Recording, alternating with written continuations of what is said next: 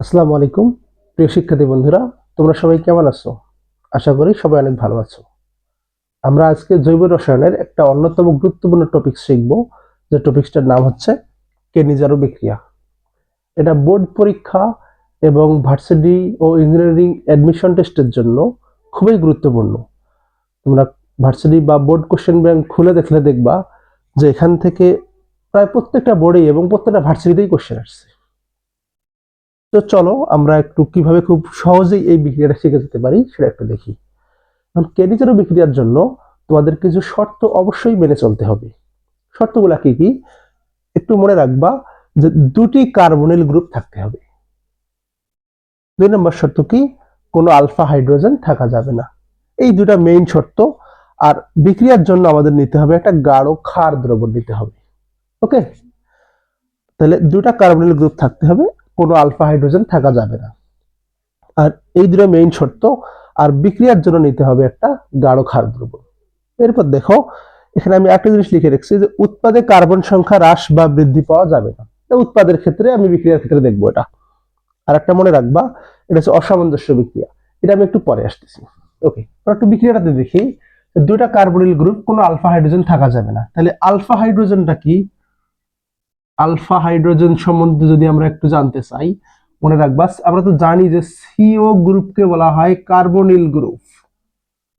এই গ্রুপটাকে বলা হয় কার্বনিল গ্রুপ। এটা মনে রাখবা, এই কার্বনিল গ্রুপের সাথে যে কার্বন থাকে তাকে বলা হয় আলফা কার্বন। অর্থাৎ এই কার্বনিল গ্রুপের সাথে যে কার্বন থাকবে তাকে বলবো আমরা আলফা কার্বন। এই পাশে যদি থাকে এটাও আলফা কার্বন, এটাও আলফা কার্বন, এটাও আলফা কার্বন। এবং এই আলফা কার্বনের সাথে যে হাইড্রোজেন থাকবে তাকে বলবো আমরা আলফা হাইড্রোজেন।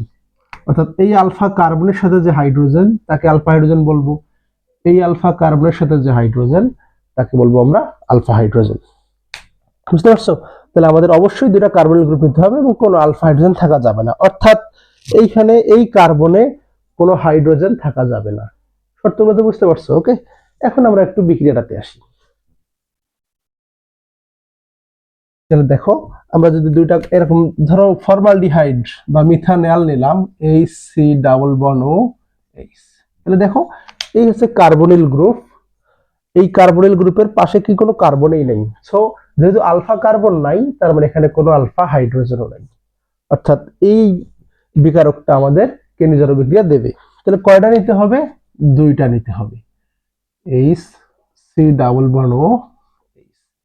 আর কি নেবো আমরা? একটা গাঢ় ক্ষার দ্রবণ নেবো। ক্ষার হিসেবে আমরা সোডিয়াম হাইড্রোক্সাইডকে চয়েস করবো সবসময়। ওকে, এখন দেখো, আমি একটা এখানে জিনিস লিখছি, যেটা একটা অসামঞ্জস্য বিক্রিয়া। অসামঞ্জস্য বিক্রিয়া তোমরা তো সবাই জানো, ফার্স্ট পার্টের চ্যাপ্টার 3 তে শিখছো, আবার সেকেন্ড পার্টের চ্যাপ্টার 3 তেও আছে। অসামঞ্জস্য বিক্রিয়া কি? যে বিক্রিয়ায় একই সাথে জারণ বিজারণ উভয় ঘটবে।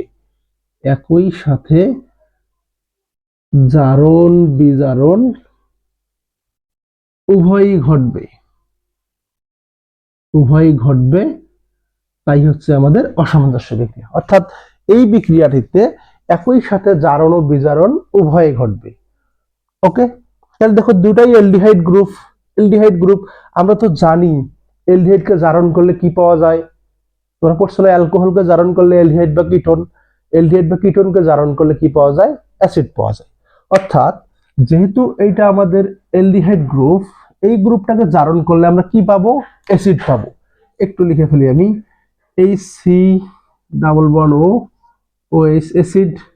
আরেকটা কি বলছি, একই সাথে জারণ বিজারণ উভয় ঘটবে।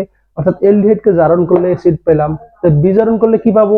আমরা তো জানি অ্যালকোহলকে জারণ করে এলডিহাইড পাই, তো এলডিহাইডকে বিজারণ করে আবার অ্যালকোহল পাবো, এক কার্বন বিশিষ্ট CH2OH, সরি CH3OH। ওকে, আচ্ছা, এখন খেয়াল করো, উৎপাদ কিন্তু এটা আমাদের না। এই যে অ্যাসিড তৈরি হলো, এই অ্যাসিডটা ক্ষারের সাথে বিক্রিয়া করবে, করে তৈরি করবে কি? একটা লবণ।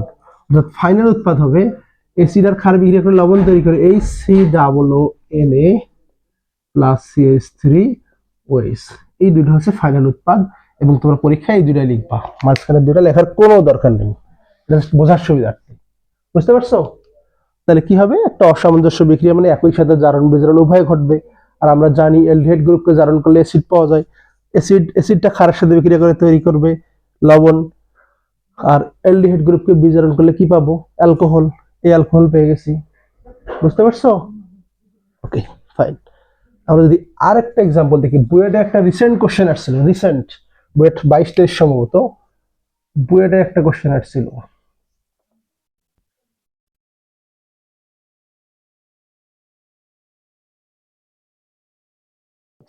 এই যৌগটার কেনিজেরো বিক্রিয়া দেখাইতে বলছে, বলো তো এটা কি কেনিজেরো বিক্রিয়া দেবে?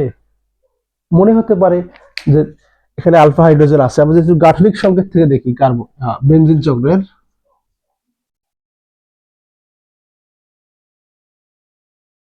দেখো এটা হচ্ছে আমাদের বেনজিনের গাঠনিক সংকেত, প্রত্যেকটাতে হাইড্রোজেন আছে। এই কার্বনটাতে হাইড্রোজেন যুক্ত না হয়, হাইড্রোজেন যুক্ত হয়ে গেছে CHO group, C double bond O H. এইটা হচ্ছে কার্বনিল গ্রুপ। কার্বনিল গ্রুপ হচ্ছে আমাদের এইটা, এটা কার্বনিল গ্রুপ। এই কার্বনিল গ্রুপের সাথে যে কার্বন, যে কার্বন তাকে বলবো আমরা আলফা কার্বন। দেখো আলফা কার্বনে কোনো হাইড্রোজেন নাই, এই আলফা কার্বনটাতে কোনো হাইড্রোজেন নাই, তার মানে এটাও কেনিজেরো বিক্রিয়া দেবে, বুঝতে পারছো?